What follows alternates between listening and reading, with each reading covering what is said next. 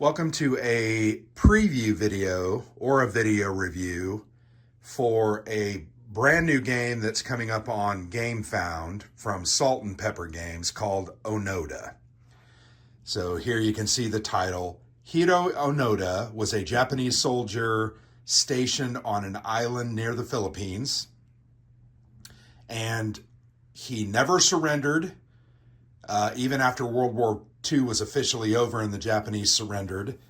But he fought and struggled and continued his mission, sowing discord and doing insurrection type activities, insurgency, sabotaging things, etc. But he did this from 1949 to 1974. In 1974, his family convinced him to leave the island and give up the fight. And the rest is history. So Salt and Pepper, in connection with Francisco Paco Gradai, put this game together and put it out on GameFound. So the game is a solitaire game, and it is a very cool and unique Euro-style board game with a historical theme and a lot of historical flavor. In fact, that's one of the best parts, I think, of the design. And I've read a little bit on Hiro Onoda after getting this game, and definitely was impressed how much of the history and the elements and the different things that they put or tried to put into the game. But ultimately, and one other thing, the artist is Javi de Castro. And I'm going to be honest, it's really nice work. I love the style. I think it looks great. And actually, one other thing before I go on with the game, over here on the right side, and I'll go ahead and get both of them.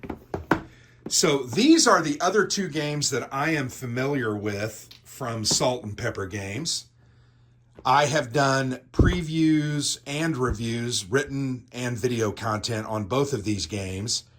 Some for the GameFound campaigns, but also some after we received the final copies. But the first two games that they worked on that I became aware of, now I know they have other games. They have games that are focused on non-historical topics, but these are two that I've played and enjoyed. The Hunt, designed by Matthias Kramer and Ingen Kunter, and then Resist by David Thompson, Roger Tankersley, and Trevor Benjamin. Both of these are card-based games. This one's more of a CDG. This one is more of it uses cards, but it's kind of a tableau builder, and then it's scenarios, mission-based, and you're trying to defeat the Francoist in Spain. And both these games are excellent. You can see that they are small box games. I can hold them in one hand. Very much enjoy that about these games. They really fill a nice kind of niche on my wargame shelf, and very much have enjoyed those games. And Onoda is kind of in that same vein. And it's also going to be an instant classic. A very interesting game. I did a full playthrough, about an hour and 17-minute playthrough of this game, and hopefully they have that also up on the GameFound site. But this game's very cool. It's interesting. It's unique. It's fun. And I think one of its strengths is that it truly is a game. And what I mean by that is there's a lot of luck involved with how you resolve different tests as you're doing missions and trying to accomplish things. You're going to have to survive this nasty event deck, which is about 75% bad stuff. You're also going to have to accomplish missions over here on the right side while fighting to keep your health high. You don't want to die, and to keep your paranoia low.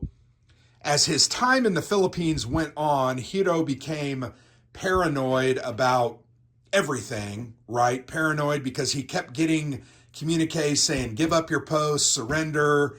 He thought the Americans were out to get him. Him and his couple of companions, Akatsu, Shimuza, and can't remember the other gentleman's name, but they got injured and died and surrendered, and he was really alone and had to fight off this severe loneliness and disease and health issues, trying to find food, while all along trying to complete missions that he felt he needed to complete as part of his post here in the Philippines. But it's a very interesting game. Very much enjoyed it. I have played this game 8 times. I think the playthrough video that I shot was my 8th play. Some of those have lasted 2 or 3 rounds. A lot of them I got maybe in the 4, 5, and 6 area, and then ultimately lost because my health decreased to 0, or my paranoia went over my health level, and I did what was called a paranoia check and lost. But it's very challenging. But I think one of the things I also like about it is as you play it more and more and more, you begin to realize the nuances of the game, how it works together, and how you should be moving around the board, trying to accomplish your task, but really just doing enough to get what you need. You don't want to overdo it, because then you're going to build up the alarm level everywhere, and it's going to make every single one of your future alarm checks or paranoia checks that much more difficult. But I did enjoy how I've learned the strategies, understood a little better what's supposed to be done. Very much enjoyed that part of the game. So here's what I'm going to do. I'm going to show you how to set the game up and then talk about the different parts. We'll look at some of the mechanics, the different types of cards, the mission cards. I'll talk about your equipment. I'll talk about doing the different tests, alarm tests, the 4 actions that you can take, how you're trying to gain honor points and victory points, and then ultimately I'll give you my final insight and thoughts about the game. So Hiro, you have the Onoda, you have this very cool little, very chunky meeple, and you're going to place that always in Kyanpu to start the game. Kyanpu is deep in the forest in the center of the island, and that is where Hiro Onoda and his companions made their base camp, from which they kind of went out and did all their missions. You'll notice in the upper right-hand corner of the board, there's a Polaroid picture of that base camp. That is considered the space for your base, where you keep your companions, and you're also going to keep your rice as you gain that through raiding, because you ultimately have to feed yourself or risk being unhealthy and lose health. But you're going to set him up in Kyanpu. You're always going to start the game with 10 health, 0 paranoia, and 0 victory points. You're going to start in turn 1, which represents 1945 to 1949. You are going to shuffle the approximately 40 event cards. You are going to take from that event deck, though, at the start, card number 5 and card number 43. Those are tied to a card in here where one of your other companions, Akatsu, will join you. Once he joins, you're going to shuffle these 2 cards into the deck. One of them is good, one of them is bad, but you're then going to shuffle that into the deck and continue playing. The basic premise of the game and the events and how they work is that every time you take one of your major actions, and I'm going to quantify that, a minor action, the only minor action you have is to move. Every action you take will, with the exception of move, force you to, when you're accomplished or done with that, to draw an event card and execute it. You're also, every time you do an action, including move, you're going to have to put out what is called an alarm token, which represents the amount of alarm or heightened security that the villagers and the Filipino soldiers and others had in that area because of Onoda and his companions' activity. So that is these alarm levels, which are very nice wooden pieces. They're a little hard to handle, by the way, and I went ahead and got one of my holders to keep them in there. You're going to put those out into spaces as you take actions whether you succeed or fail. And the number of those tokens that are in an area is the number that you have to beat when you do an alarm check to do a mission or an objective like a raid or a mission, accomplish a mission action. You're also going to have to do paranoia tests, which are going to be compared to the number of paranoia that you have on this board. You start with 0, but you're ultimately going to gain them, particularly at the end of the game when you fail tasks, but also from various event cards and things that will happen. Once again, there's almost no good stuff. There's about 20% good cards in there. But every check is going to be against either the alarm level in the space or your paranoia level, depending on what check you're being asked to make. You also at setup have these 6 wooden cylinders. You're going to mix these up and randomly distribute them. So I choose, this is a uniform. This is a medical first aid kit. This is a rifle that goes there in 500. There is an X in Tillich, which means there is no piece of equipment in there. You have binoculars, and then here you have a ghillie suit. So those are equipment pieces that correspond with what you have on your backpack or your complement of equipment that you're going to use to defeat different event cards or accomplish mission cards. So you've got the binoculars, the ghillie suit, the med kit or first aid kit. You've got a rifle, and you've got a uniform. You also have a radio. The radio, you have no direct ability to activate or get from its deactivated side. That's the active side. This is the deactivated side. You can't use an item when it is deactivated, only when it is activated. But to get those items activated, you're going to have to do what is called a repair action in the different spaces that match the item you are trying to repair. I'll show you that here in a moment, but that's your backpack. Also, you've got a deck of little missions here. I'm going to shuffle those up. I think you have 12 of these missions, and I believe one of the stretch goals will be an additional couple of missions. So you'll have, I think, 16 total. But I think having 12, you're only going to encounter 6 in any given game, so you're never going to get the same stuff over and over again. And they are slightly different enough that they make it a challenge. Some of them use the same equipment, some use different equipment. So depending on the luck of the draw, you may only draw ones that require rifle and uniform, and you're going to have to continually repair those items to be able to accomplish these missions. But here I'm going to show you just an example of a mission. This one is called Bombers.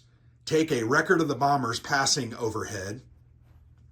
This one is located in 500, which is a space right here. This is the mission marker, which you're going to place out wherever that mission is. So I'm going to place the katana in the 500 space. It's going to tell you what you have to do to accomplish this mission. You're going to have to do an alarm check against the alarm level in that space and simultaneously deactivate your binoculars or turn them over to succeed. If you succeed, they're going to give you a reward +1 honor point, which is it's actually worth 10 victory points at the end of the game. And then you're going to lose one of your paranoia. You're going to move that backwards. If you fail, you will gain a paranoia. And there are all different types of these. And there's, I think, 2 in each of these different areas. So you have some variety in different types. And I very much enjoy the missions. We're going to play that top one. I enjoy the missions. I think that's a unique aspect. But the game is about trying to accomplish as many of those as possible, because those are going to give you more victory points at the end of the game. Now, you got to remember that you may or may not be able to accomplish each and every one of those every turn, and you got to accept that that's okay. You're not going, if you get 3 to 4, you're doing pretty good, because you just may not be able to get these items back, or the alarm level in that space that turn is significantly high and you're going to fail those tests. So you need to be wise and judicious about what you try to do. So that's the action cards. I'm going to go ahead and show you, I've drawn an example of all three of the different three types of cards. These are called event cards. You have an immediate event. This is an example, truck with speakers, so you can see the cool art. You're going to have to deactivate a gun, and you're going to gain +1 resource token. You're going to pull that out of the bag. Or if you can't deactivate the gun, because that's the qualifier, you're going to have to do an alarm check. If you succeed, you're going to gain a resource. If you fail, you're going to gain a paranoia. So these have to be done immediately upon drawing them. You have no choice. You cannot avoid them. This is called a round event. It has the calendar icon, so it matches the round marker, which is very nice. I very much like the graphic design connections. This one's called Past Lives.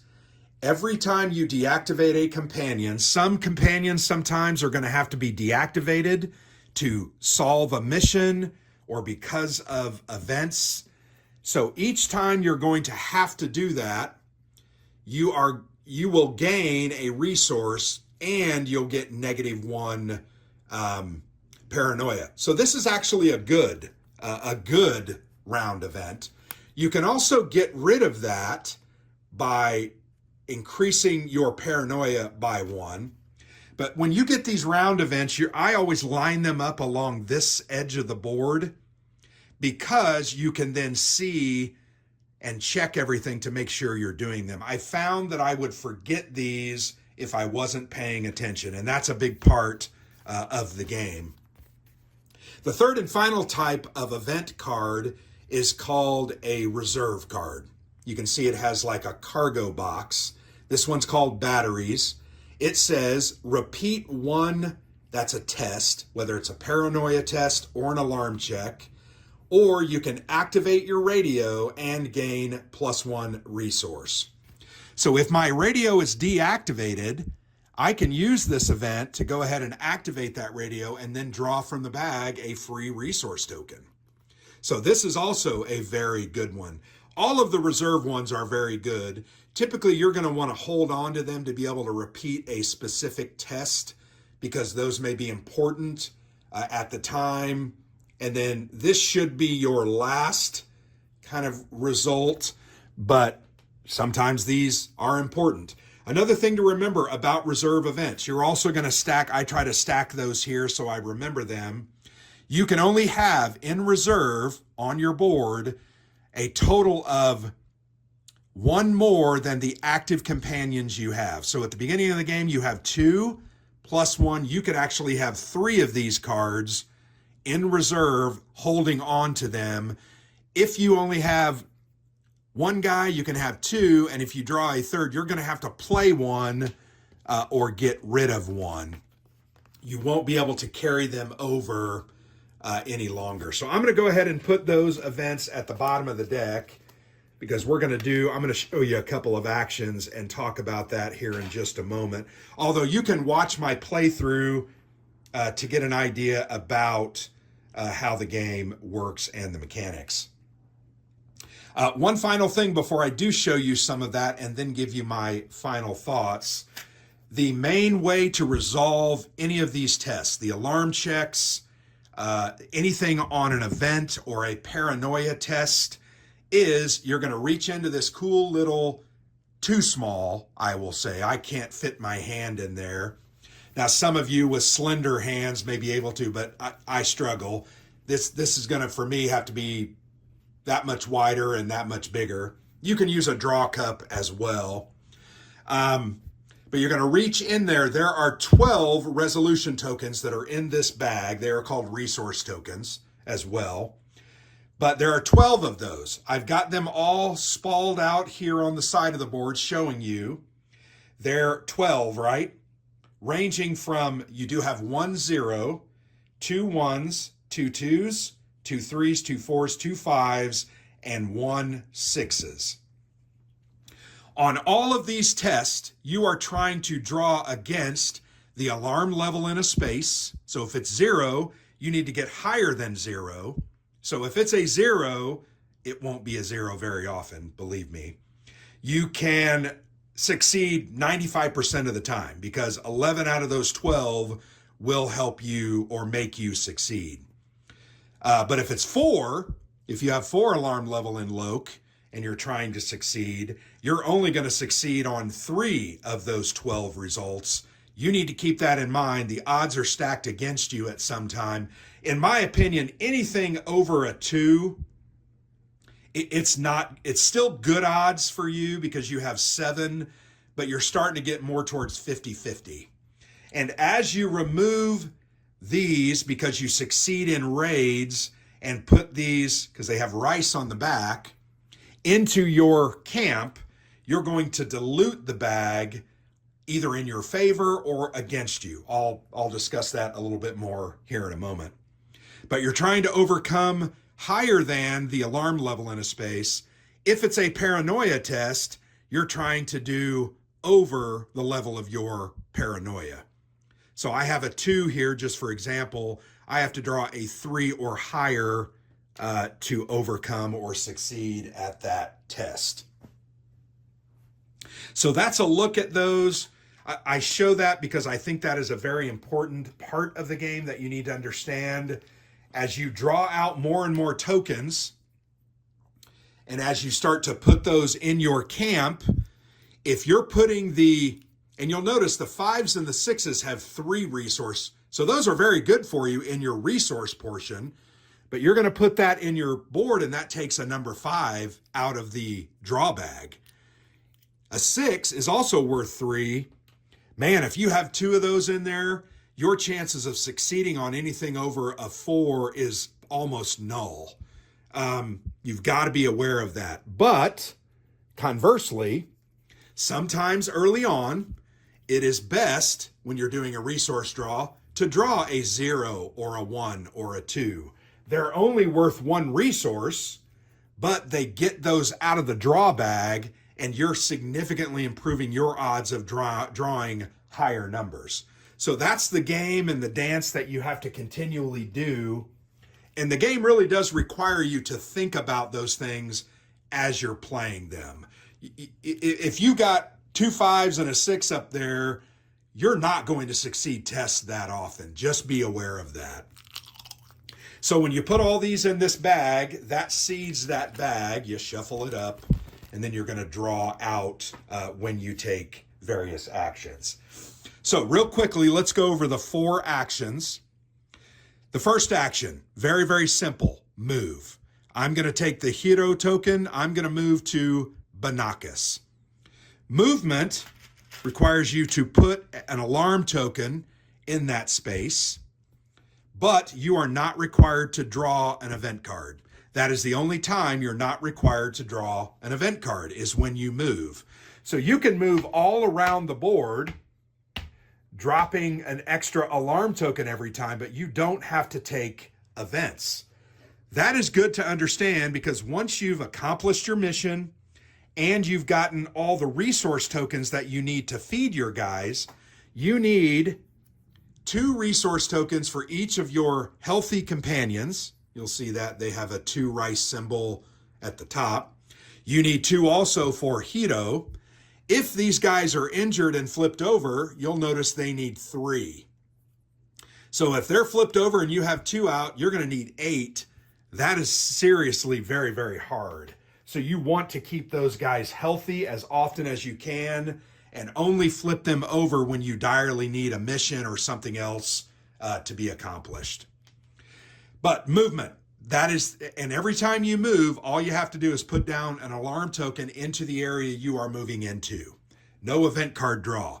The other 3 events, which are called Raid, Repair, and Accomplish Mission, you must draw an event card after doing your action, but before placing another alarm token, you get to do the event card, then finally place your alarm token at the end when you are done with that action. That's a very specific nuance about this game that you need to get down, because if you're putting that down when you're taking the action, you're going to minimize your chances of success. The rules state specifically, do your action, then put the token down. All right, so a raid. What is the purpose of a raid? Let's go ahead and do a raid. A raid is it's an action in any space other than Kyanpu where you are trying to gain resource tokens. You're trying to get rice to feed yourself. So let's go ahead and do a raid in Banakas. I'm going to do a raid. I've already placed an alarm level there because remember I moved in there. I'm going to reach into the bag and I'm going to draw out a token. Ah, dang it. I drew a 1. So that raid is going to fail. I have 1 alarm level. I drew a 1. I'm going to fail. What is the consequence of failure? Well, you're going to put the 1 here. So the good news is that's now temporarily at least out of the bag.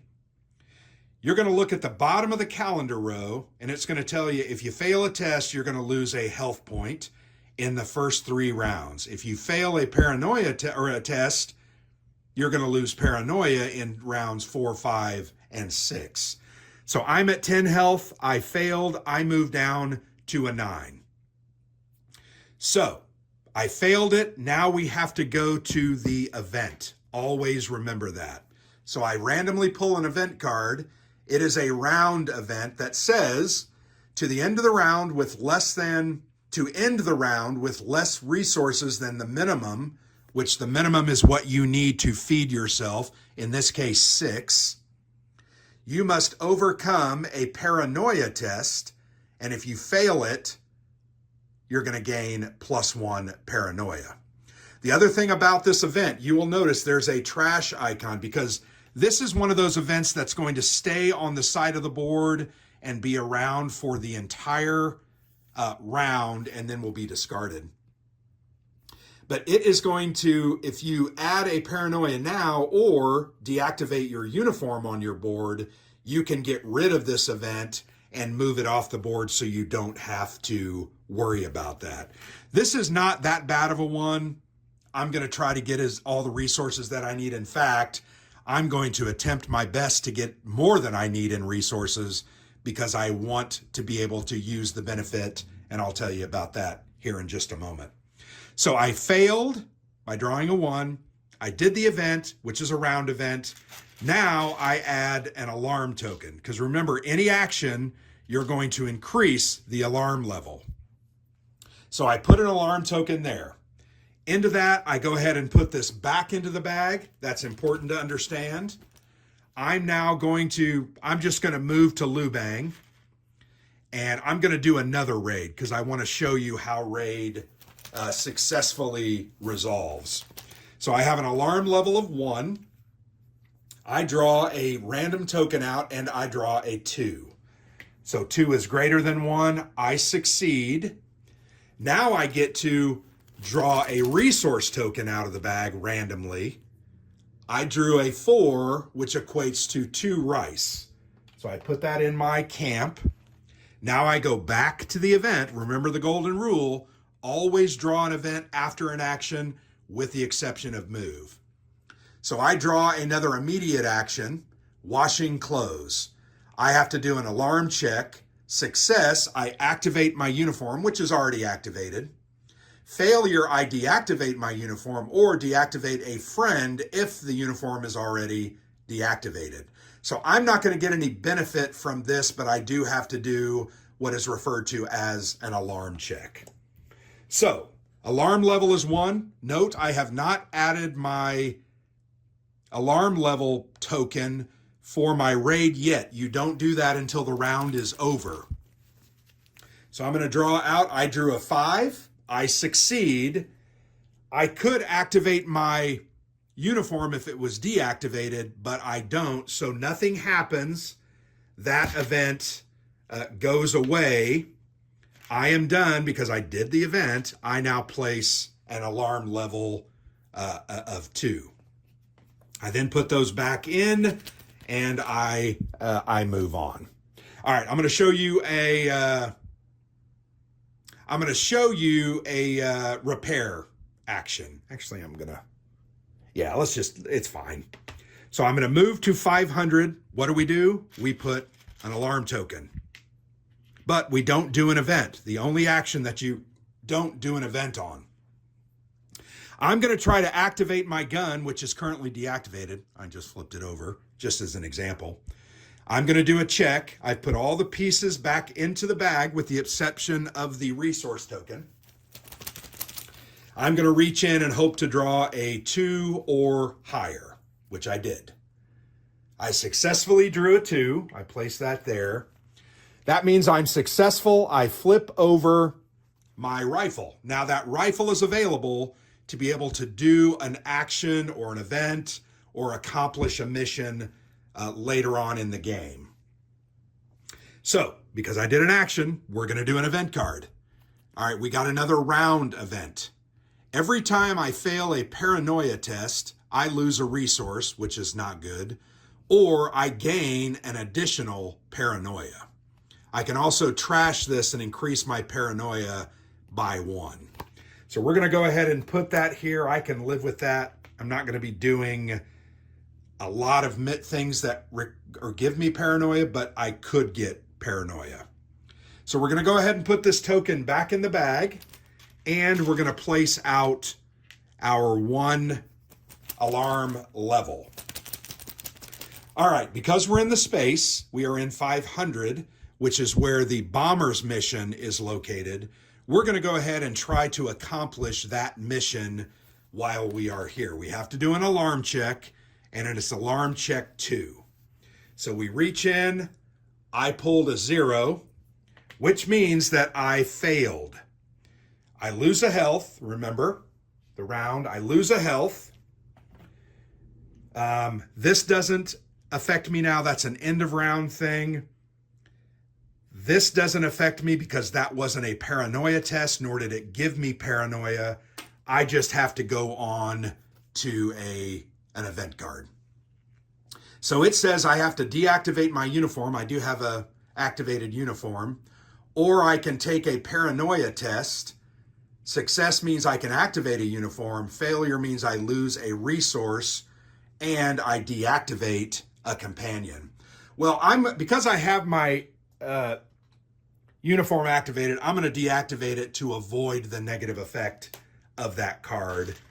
Now I have to place a 3rd alarm token, which they're starting to get wise to me, right? I'm there and they're concerned. Now it's very, very hard for me to draw higher than a 3, but I'm going to try it because I want to show you what happens when you succeed at a mission. So I draw 5. Well, I should have put this 0 back in, so I probably should draw again, but I'm not. I drew a 5. I put that here. I succeed. 5 is greater than 3. I pull the mission card over here. What does it say? An alarm check and deactivate my binoculars, which I do. Success gives me a honor point, and I lose a paranoia. I'm at 0. I can't lose any paranoia. But I accomplished this mission. I always move the mission token over so I remind myself I'm done with it. What do I do then? I draw an event card, always. Fights. Deactivate a companion. So I have to choose one of the companions. I'll deactivate him, which sucks. I now have to do a paranoia test. If I succeed, I activate a companion so I can flip him back over. If I fail, I'm going to gain a paranoia, and I'm going to gain an additional paranoia here because of this event. So let's go ahead and do a paranoia test. A paranoia test is a little bit different than an alarm check. I am doing it against my current paranoia level. My current level is a 0. I can also spend health as a resource to increase the score of my draw to overcome that. So I'm going to go ahead. We're going to go ahead and do a paranoia test against my number. So I reach in. If I pull a 1 or higher, we win. Okay, I pulled a 3. So I put, and notice this doesn't go back until the end of the round. So I succeed the paranoia test, I can activate my companion. If I would have failed that, I would have received a paranoia. And remember this card that says, every time you fail a paranoia, either lose a resource or one additional paranoia. So we avoided that by succeeding at that test. That was our event. We now place, and this is getting kind of bad, right? The only other action that I have to, nope, I've shown you all the actions. Repair, accomplish mission, move, and raid. But we're going to have to go ahead and continue raiding, so I'll do one more raid just to show you. The game is really fairly easy, but the difficulty is in gaming the system and trying to do what you need to do to survive. So I put those tokens back in. I'm going to go ahead and draw another token. Let's hope I succeed. I do not. I'm going to lose a health. We're going to do another event. Yada, yada, yada. This is a round event. Every time you fail a test, do a paranoia test. Success, no effect. Failure is a +1. So we've got 3 of those going on. Not a good situation. And we go ahead and place another alarm level. Now, I am done with my mission, but I still need to continue raiding because I don't have enough food to feed myself. I need 4 more food. So I would move here, probably do a raid. I would move here, do a raid. Hopefully that would give me the 4 that I need. Then I would just move back to the camp and end the round, if that makes any sense. To end the round, you get rid of all your round events. And let's assume I gained enough rice to avoid this, to end the round with less rice than the minimum. Yeah, and these others I didn't have to do because I didn't show you that. You move in there, and remember you're going to put, here I'm going to go ahead and, because I would have moved in here. I moved there first. I raided, theoretically. I moved down to Iago and I raided. Then I moved back to Loke. And then I placed the one for Kiampu already. So you take off the round cards. You get to remove 1 alarm level in each region. So I'm going to go ahead and do that, which this is very helpful. And you need to make sure you are doing that because that will kill you quick. Let's assume I had 7 food or 8 food and I only needed 6. Let's assume I had 8 food and I only needed 6 to feed myself. So I had 3, 4, 5, I had 8. So once again, 2, 4, +2 for Hiro Onoda. That means 6 of those feed us. I don't lose any health, I'm good. I have 2 left over. I can choose to remove another alarm level in one or each of 2 spaces. They can't be the same space. So I'm going to remove one in 500 and one in Loke. That way I don't have, the only space I have more in is 500. But that's the way the feeding and the resources work. I like this part of the game because you can game this, right? When you've got several 0s and 1s and even 2s up there, you know your chances of succeeding are higher. You need to be a little more aggressive. When you've got your accomplished goals and objectives for the turn and you have a 4, 5, and a 6 up there as your resource, you need to give pause because your successes are going to be less often because you're drawing from a bag that is stacked against you. So that's kind of the way the game works. One other thing I want to point out about the production, really excellent player aid. It is double-sided, Spanish and English, but you can see all the iconography and explanation right there about what that is. Very, very nice production. The board is mounted. The cards are very good quality, large print, good durability. They have great art and graphics on them. I love it. I love the connection of the iconography to the different types of cards, to the calendar, the round calendar. I just think that's that was an excellent choice to make the game eminently more playable. I already mentioned this, I think, but there is an option, or a, what do you call it, a stretch goal, I think, to get a what if variant that gives you 4 additional missions, which is going to bring your total to 16. And there's a what if variant where you just do some different things. So you need to be aware of those. I hope that happens because those are kind of cool. What do I really enjoy about the game? Its simplicity. I think it's very easy. You can pick this game up very quickly. It plays quickly, 30 to 40 minutes. So it means over lunch you could play a game, or even 2. I enjoy the gaminess of it, really enjoy this resolution bag and how it works. I thought that was genius to mix that together. I also think it's the randomness of the event cards, the mission and the number of those, as well as these being relocated every game. You're going to shake those up and you're going to have different equipment in different areas. I thought that was a good addition because it made the game that much more replayable without just feeling like you're milling through the same system. Very much enjoy the art and the components. I already talked about that. I also thought it was very slick how they added this Ago and separated it by having another space. Everything else is reachable in one move, but to get to Ago, which some of the missions are down there, you need to move through Loke, and that really makes some tough strategic choices. Very much enjoy the concept of trying to survive this deck and mitigate everything bad that happens to you. I also really very much enjoy the reserve cards. This one is Chinese. Remember, the reserve cards are cards that you're going to keep, and you can discard that to redo any test, paranoia or alarm, or they're going to have an event at the bottom. This one says, if your radio is active, mine is not at this point, you get to reduce your paranoia by 2. And the good thing about these cards is you can hold on to them. You can have one more card than you have active companions. So I have 2 active companions plus 1. I can actually have 3 total reserve cards there at my disposal to help me overcome really tough. I like that aspect a lot.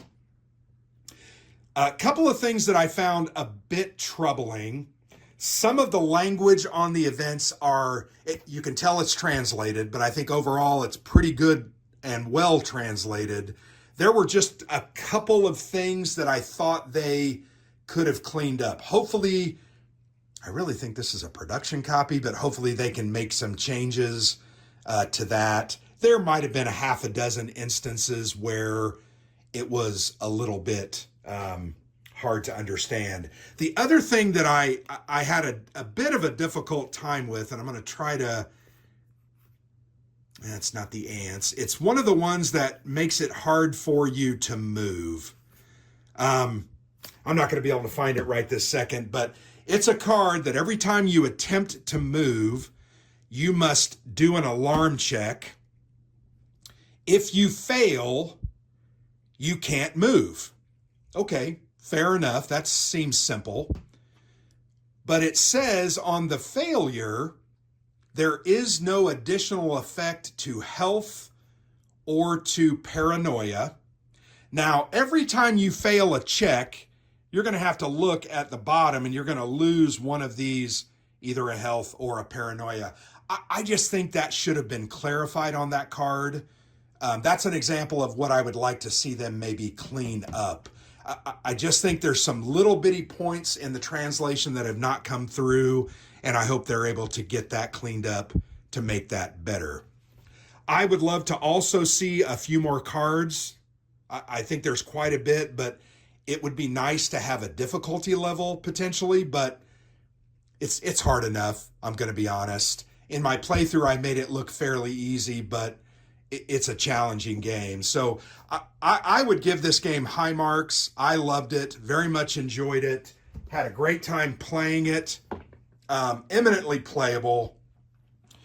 This will stay in my collection for that day where I want a 30-minute light Eurocentric style of historical game. It will sit proudly by my Resist and the Hunt, also from Salt and Pepper. I think this game's a winner. I'm going to recommend this to anybody that enjoys a solitaire game, particularly a challenging and fun historical solitaire game that plays in 30 minutes. You're going to enjoy this. I think anybody can get it. And I think I thought the rules were pretty good. One of the other things I wanted to comment about was the end of the game. If you can make it through the end of turn 6, you're going to gain victory points based on these factors. 10 VP for each honor point you have on the track, 10 VP for each active companion. More often than not, you're not going to have all 3 of your companions. They're going to die from events or leave.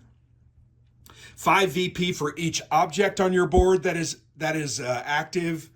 10 VP for each health that you have, and then negative 10 for your paranoia. Then you're going to compare it to these charts or these ranges. 0 to 30 means you're forgotten to history. 31 to 60 means that it's nobody really remembers you, nor do they believe that you were that important.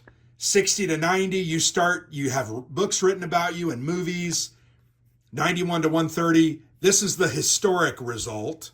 So anything below that is less than historical.